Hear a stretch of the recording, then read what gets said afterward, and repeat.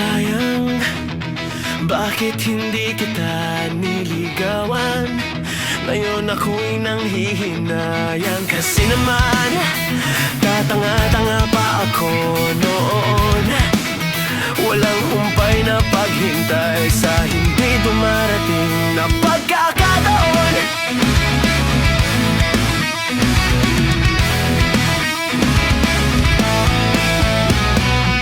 Lagi namang kitang nakakasama. Ewan ko kung bakit ba wala akong nagagawa. Kahit na napakadali mong kausapin.